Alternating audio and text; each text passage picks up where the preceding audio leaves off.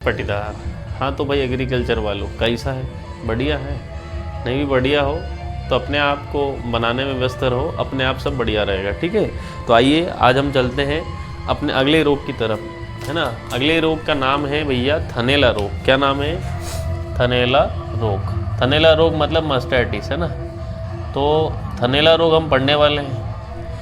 चलिए भाई, कहाँ होता है? बोले थन के अंदर होता है। कहाँ होता है? थन के अंदर। थनैला रोग कहाँ होगा? थन के अंदर। थन के अंदर मतलब गाय भैंस का थन है ना, तो गाय और भैंस के थनों के अंदर ये रोग होता है। ठीक है, ये जो रोग है ना भाई, ये दुधारू पशुओं को होता है। किस में होता है?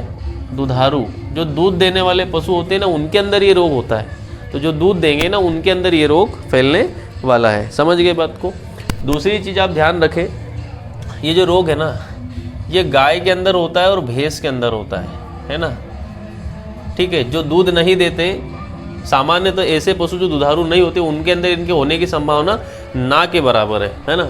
अब गाय के अंदर ये होता है ना, ये 43.6% होता है, 43.6% रोग होता है, जबकि गाय भैंस के अंदर मात्र 20.7% होने की संभावना होती है। ठीक है, उसके अलावा ये जो रोग है ना, ये इसकी अपन बात करें तो थन के अंदर होता है। ठीक है, अब थन के अंदर होता है तो गाय के थन, भैंस के थन, ये सबसे ज़्यादा प्रभाव दिखाता है ना, ये विदेशी पशु पे दिखाता है। किस पे दिखाता है? विदेशी पशु पे। तो इसका प्रभाव जो है ना, विदेशी पशु के अंदर ज़्यादा रहता है। समझ गए बात को? तो विदेशी पशु पर अपना प्रभाव ज़्यादा दिखाता है। अब आगे की अपन बात करते हैं भैया ये रोग में, तो इस रोग की अपन आगे बात करते हैं। ठीक है, अब रोग में बात करेंगे तो भैया ज़रा ध्यान से देखिए, ये जो रोग है ना, ये जीवाणु जनित रोग है। कैसा रोग है? जीवाणु जनित, मतलब ये जीवाणु के द्वारा फैलता है। ठीक है, तो जीवाणु कौन सा है? बोले देखो, जीवाणु का नाम है स्ट्रेप्टोकोकस एगालैक्सिए। समझ गए? तो नाम है स्ट्रेप्टोकोकस एगालैक्सिए। इस जीवाणु के द्वारा थनैला रोग फैलता है।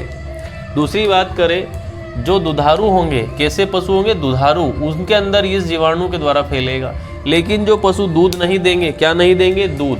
तो दूध नहीं देने वाले, जो दूध नहीं देते हैं, उनके अंदर फैलता है कोरिनो बैक्टीरियम पायोजिनस, है ना। इसको कहते हैं अपन ग्रीष्मकालीन थनैला।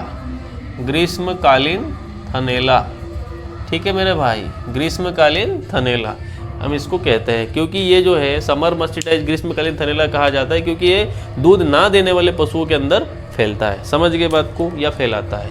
आगे अपन बात करें ना भाई, तो देखो, अब रोग जो है इसके अन्य नाम होते हैं। अन्य नाम मतलब इसको कई नामों से जाना जा सकता है। तो अन्य नाम क्या होते हैं? बोले कुछ लोग इसको कहते हैं स्तन का शोथ। क्या कहते हैं? स्तन का शोथ। दूसरा इसको कहते हैं स्तन शीत। क्या कहते हैं? या थन शीत। ठीक है, इसको कुछ लोग गार्गेट रोग भी कहते हैं। क्या कहते हैं? गार्गेट रोग। समझ गए? तो इस तरीके से ये कुछ नामों के द्वारा जाना जाता है। हम बात करें रोग के लक्षण, क्या है रोग के लक्षण? इस रोग के क्या लक्षण होते हैं? तो देखो, थन जो है ना, उनके अंदर, थन के अंदर जो दूध होता है, क्या होता है? दूध। उसमें चितड़े आने लगते हैं। क्या आने लगते हैं? चितड़े। साथ में वो चिचड़े और कोई नहीं होती है, वो होती है एपिथेलियम कोशिकाएं। क्या होती है? एपिथेलियम कोशिकाएं। तो एपिथेलियम कोशिका आने लगती है। पहले तो दर्द होगा। क्या होगा? दर्द। और गर्म थन होगा, लेकिन बाद में जो है ना, वो दर्द रहित हो जाएगा। बाद में कैसा हो जाएगा? दर्द रहित। पहले दर्द हो रहा है, बाद में जो है ना आदत हो जाएगी, क्योंकि रक्त प्रवाहित होना बंद हो जाएगा थन के अंदर। धीरे धीरे क्या होगा मेरे भाई, जो वहाँ पर जो आपका क्या है, रक्त है, वो नहीं जाएगा। तो अब जो थन है ना, वो सख्त हो जाएगा, और साथ में जो है वहाँ दर्द होना बंद हो जाएगा।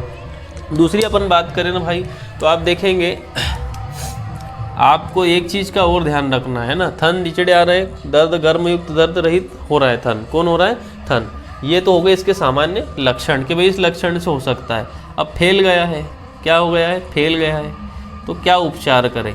ठीक है, उपचार करने के एक ही तरीका है मेरे भाई। आप 0.1% लेंगे एक्रीफ्लेविन। क्या लेंगे? एक्रीफ्लेविन। और इसकी 60 से 70 ml मात्रा आपको लेना है। 60 से 70 ml मात्रा IV, मतलब अंतःशिरा इंजेक्शन के द्वारा थन के अंदर भेजना है। लेकिन इस दवा को भेजने से पहले आपको एक चीज़ का ध्यान रखना है कि थन के अंदर जो रोगग्रस्त दूध है उसको पूरे को बाहर निकालना है। ठीक है, उसके बाद हमने को क्या करना है, इस घोल को अंदर भेजना है और फिर वहाँ हल्का से मसलन करना है, मसलना है थन को, ताकि जो है आपका दवा जो है ना वो पूरे थन के अंदर फैल जाए। समझ गए बात को? तो इतना काम आपको करना है ना भैया, इससे ये रोग में उपचार हो जाएगा। दूसरी चीज़, आपको प्रतिजैविक यूज़ करना है। क्या यूज़ करना मेरे भाई? प्रतिजैविक। तो प्रतिजैविक के रूप में आप क्या यूज़ कर सकते हैं वो भी आइए हम देखते हैं, ठीक है। तो प्रतिजैविक के रूप में हम यूज़ करेंगे, आप प्रतिजैविक मतलब एंटीबायोटिक के रूप में यूज़ कर सकते हैं। सबसे पहले आप यूज़ करेंगे 1,00,000 यूनिट वाला पेनिसिलिन का इंजेक्शन, ठीक है। यदि पेनिसिलिन का इंजेक्शन आपके पास नहीं है तो आप 1,00,000 यूनिट वाला यूज़ कर सकते हैं स्ट्रेप्टोमाइसिन। स्ट्रेप्टोमाइसिन, ठीक है। ये भी आईवी सीराज द्वारा देना है, आईवी इंट्रावास्कुलर के द्वारा देना है। अब कितनी देना है? 1,00,000 यूनिट वाला पेनिसिलिन भी और स्ट्रेप्टोमाइसिन भी। यदि आप ये नहीं कर सकते, क्या नहीं कर सकते ये, तो आप आयोडीन का घोल ले लीजिए। क्या ले लीजिए? आयोडीन का घोल। और आयोडीन के घोल को आप क्या करिए, मरहम के रूप में यूज़ कीजिए, ठीक है। ठीक है, किसके रूप में यूज़ करना है? मरहम के रूप में। उसके बाद आपको गर्म पानी लेना है, मैग्नीशियम सल्फेट लेना है। क्या लेना है? Magnesium sulphate. नीम की पत्ती लेना है और बोरिक अम्ल लेना है। इन सब को मिला लेना है और थन की जो है आपको क्या करनी है? सिकाई करनी है। क्या करनी है भाई? सिकाई करनी है। सिकाई करने से क्या हो जाएगा? थन में दर्द जो है क्या हो जाएगा? कम हो जाएगा। समझ में आएगी बात? इतना काम आप कर सकते हैं तो शायद ये रोग जो है वो नियंत्रित हो जाएगा, ठीक है बेटा।